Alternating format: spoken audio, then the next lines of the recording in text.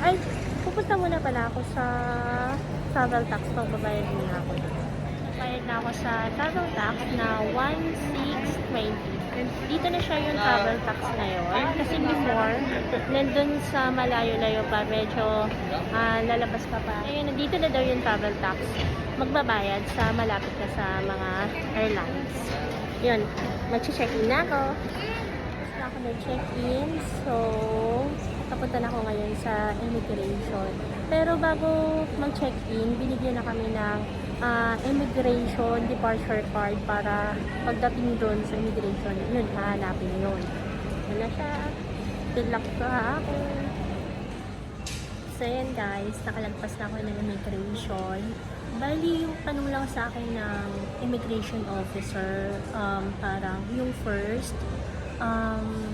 kailan ang balik ko? Then second, ilang days ako sa Japan. Then third, hinanap yung booking ng hotels ko. So, binigay ko na lang sa kanya yung cellphone ko since ang dami kong bookings nun, iba-iba kasi. So, sinabi ko na lang, ma'am, ito po yung cellphone ko. Mention ko lahat. Yun, una kong nilagay doon yung first day ko. Then, sabi ko, ma'am, i-scroll nyo na lang po. Tapos, nandiyan na po siya lahat. Ayun, nung tinitingnan niya, then binigay niya agad sa akin. Tapos, pang fourth na tanong niya, kung saan daw ako nag-work. Pang-apat, kung yung work ko daw ba private or government. And then, yung pang-lima, ano ba? Ayun, sabi niya kung may bibisitahin daw ba ako doon. Sabi ko, wala po. Bali, leisure lang talaga to. Then, pang-anim, ang dami, no? First time ko to ngayon. Yung pang-anim, ang tanong na, ano ba? Bakit daw ako lang mag-isa? Yung parang ganyan. Ay, hindi pala. Ang tanong niya, ako lang daw ba mag-isa na magta-travel? Then, pang-7, yun, tatak na siya. Wala na palang pang-7.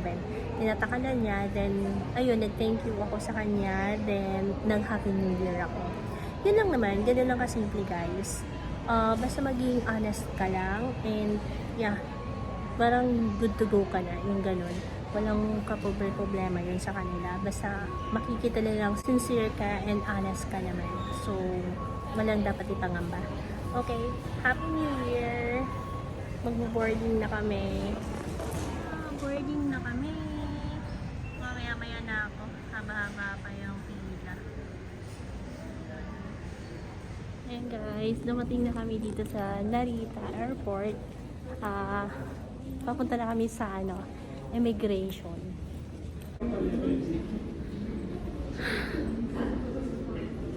Ayan yung sinakyan namin. Cebu Pacific.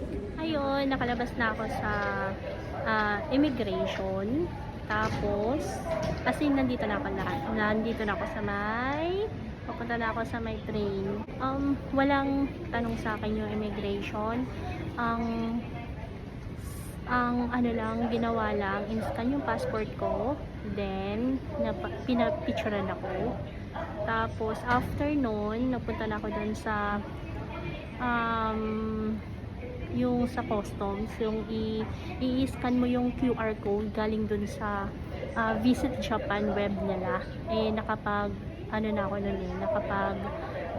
submit na ako nun. Ayun, yun lang naman. Pagka na-submit mo yun, wala ka ng problema, hindi ka na magtatagal. Ang bilis lang guys.